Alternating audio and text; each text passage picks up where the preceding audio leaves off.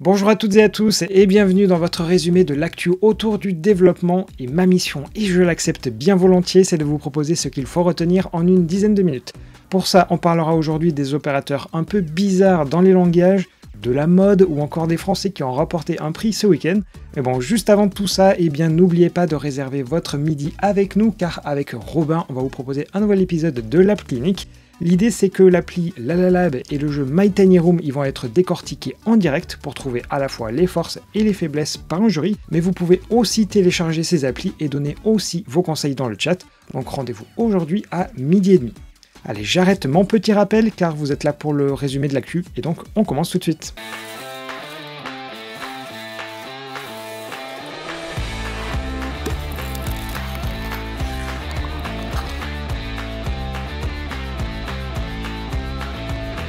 Pour commencer, que se passe-t-il si vous prenez les deux mots-clés tendances du moment, et je veux dire par là les IA de type GPT et du no-code, ça donne Flutterflow et iGen. Alors si toutefois vous ne connaissez pas, Flutterflow c'est un outil conçu en Flutter et qui génère aussi des applis en Flutter, et ils annoncent donc un outil sur l'outil où vous allez écrire un prompt, et par magie, le code va apparaître.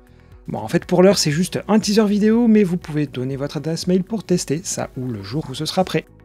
Je laisse maintenant de côté temporairement ce sujet de l'IA pour y revenir un tout petit peu plus tard, et à la place on va regarder les boutiques d'applications, et aujourd'hui le paysage il est relativement classique avec l'App Store et le Google Play, mais ça devrait changer dans les semaines à venir, notamment avec le fameux DMA en Europe. Et je vous avais indiqué il y a quelques semaines que selon des journalistes, Microsoft voulait se lancer aussi dans la bataille, mais on n'avait jamais eu de confirmation officielle, et cette fois-ci c'est par l'intermédiaire de Phil Spencer qui est en charge de la division Xbox que les choses sont désormais ultra claires, et je vous cite et traduis son interview au Financial Times. Nous voulons être en mesure d'offrir la Xbox et le contenu de nos partenaires tiers sur tous les écrans où quelqu'un voudrait jouer. Aujourd'hui, nous ne pouvons pas le faire sur les appareils mobiles, mais nous voulons construire un monde qui, nous le pensons, s'ouvrira à ces appareils. C'est donc ultra clair, et Microsoft veut donc un moyen de jouer partout, mais en réalité c'est déjà le cas, car il est déjà possible d'avoir accès au cloud gaming de Xbox qui s'appelle le Game Pass. Sauf que ça nécessite de soit passer par le client Xbox sur Android, soit de passer par une PWA sur iOS, qui donnera ensuite accès au catalogue.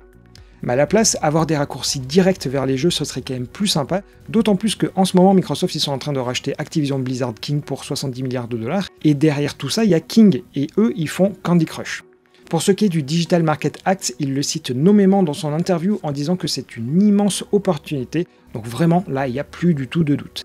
Et si je reviens sur les anciennes infos qu'on avait eues sur ce Xbox Store version mobile, l'idée serait de ne pas limiter aux seuls jeux de l'univers Xbox, mais de permettre à n'importe quel développeur d'y rentrer, et pour les inciter, les commissions seraient forcément moins chères.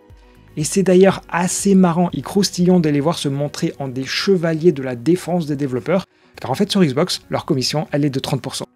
D'ailleurs, l'ouverture de ces boutiques d'applications va à mon avis être un gigantesque bordel, car Epic Games veut aussi lancer le sien sur la même thématique, et on imagine non sans mal que des dizaines d'autres vont aussi faire la même chose. Bref, comme j'aime à vous le dire, suite aux prochains épisodes, et oui, avec des S. Tiens, ensuite on reste un peu dans notre thématique, puisque c'est un post-mortem d'un développeur qui a conçu une application payante sur iOS, et je vais m'attarder que sur le graphique qui montre l'argent qu'il a généré. Son application, elle a réussi à rentrer dès le départ en 8ème place dans le top des applications payantes aux US, et lors du pic, il a remporté un peu plus de 1500 $ par jour, auquel il faut bien sûr retirer la commission d'Apple. Et sur un mois, il a réussi à récolter un peu plus de 5000 $. Mais ce qui est assez impressionnant dans sa courbe, c'est qu'il y a un véritable effet de mode avec un pic, puis quasiment plus rien du tout. Et pour preuve, son pic a été le 15 février, et le 6 mars, il est tombé à une seule vente dans la journée. C'est vraiment dire à quel point ces modes sont très éphémères.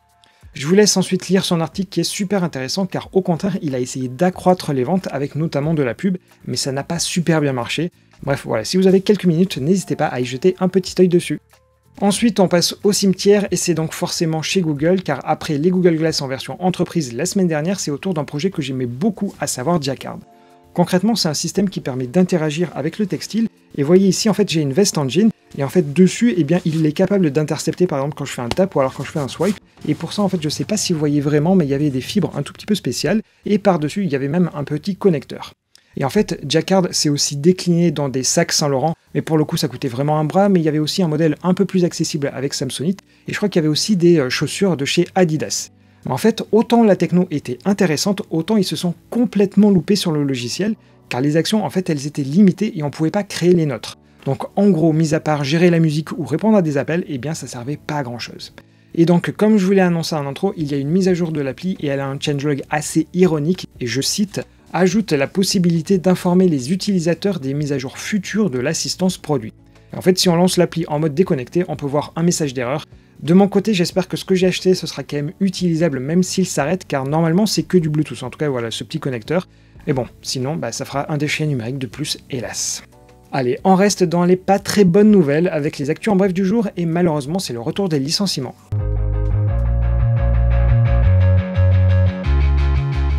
Parmi les nombreux départements qu'Elon Musk a fermés à son arrivée, celui dédié aux relations avec la presse en a fait les frais.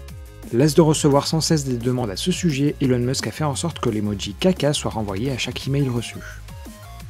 Toujours sous l'aspect licenciement mais en bien moins pathétique, Orange Business nécessite un plan intense de restructuration selon la nouvelle directrice générale d'Orange, car cette division a vu son bénéfice opérationnel s'effondrer de 35% en 3 ans.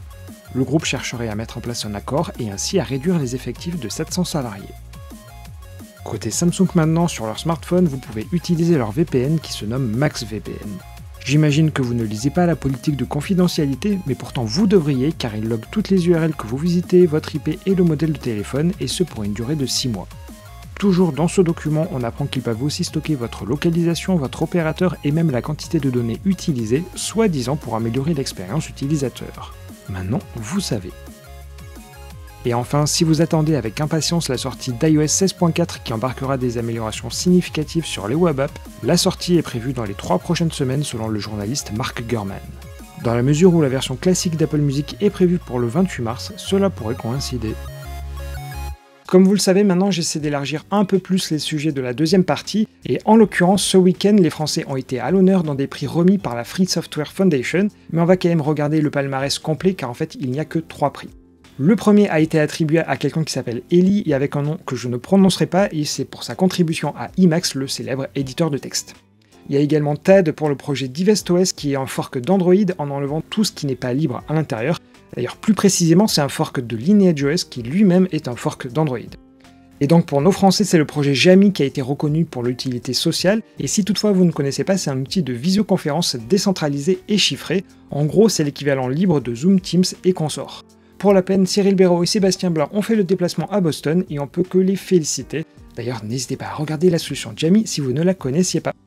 Et sans aucune transition, et je vous l'ai rapidement dit tout à l'heure, mais on en vient au sujet des IA et plus particulièrement à qui appartient le contenu généré, le fameux copyright.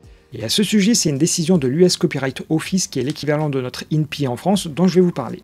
Et de manière assez marrante, SlashGear titre que le contenu n'est pas copyrightable, mais The Register dit que ça peut l'être. Alors en fait, on va essayer de démêler le vrai du faux, et en réalité, les deux ont raison. Pour commencer, je vais vous citer et traduire ce que dit la directrice de ce fameux bureau. Si une œuvre a été produite par une machine, l'œuvre n'a pas de paternité humaine et le bureau ne l'enregistrera pas. Par exemple, lorsqu'une technologie d'intelligence artificielle reçoit uniquement un prompt d'un humain et produit des œuvres en réponse, les éléments traditionnels de la paternité sont déterminés et exécutés par la technologie et non pas par l'utilisateur humain. Donc si je vous dis ça autrement, pour tout ce qui est généré par l'IA, que ce soit des images, du code, des poèmes, rien n'est sujet au copyright car aucune action humaine n'est rentrée en jeu dans le résultat. Mais il y a un mais, car justement s'il y a eu une action humaine, ça peut rentrer dans le copyright. Pour vous donner un exemple, une image n'est considérée comme humaine que si on l'a modifiée par la suite avec un Photoshop par exemple. Pour du code, c'est si on vient à réécrire un petit bout. Sauf que là-dessus, eh bien moi je mets au défi n'importe qui de savoir ce qu'a fait une IA et ce qu'a pu changer un humain par-dessus. Bref, en tout cas, sachez-le, l'état actuel du droit, et en tout cas aux US, c'est que vous n'avez justement pas de droit dessus. Et on termine avec un sujet qui n'est pas vraiment lié à l'actualité, mais qui m'a quand même fait marrer, à savoir les opérateurs dans les langages avec des noms et des formes assez bizarres. Pour commencer, et les devs mobiles doivent le savoir, on a en Kotlin l'opérateur Elvis avec le point d'interrogation 2 points, qui prend la valeur de gauche si elle n'est pas nulle, sinon c'est celle de droite. Si on bascule ensuite en Go, il y a l'opérateur Walrus ou Morse en bon français avec 2 points égales et qui raccourcit la création d'une variable. En gros, pas besoin d'utiliser le mot-clé pour créer la variable, ni de donner le type. Ensuite, il y a Turbofish ou poisson turbo, mais avec un T à turbo, c'est pas le turbo des voitures. Cette fois-ci, côté écriture, c'est 2 points et les chevrons, et c'est utilisé en Rust, ça permet d'indiquer quel type on souhaite recevoir. Dans l'exemple qui est donné ici, le premier c'est Rust qui devine, alors que dans le second, c'est nous qui le forçons.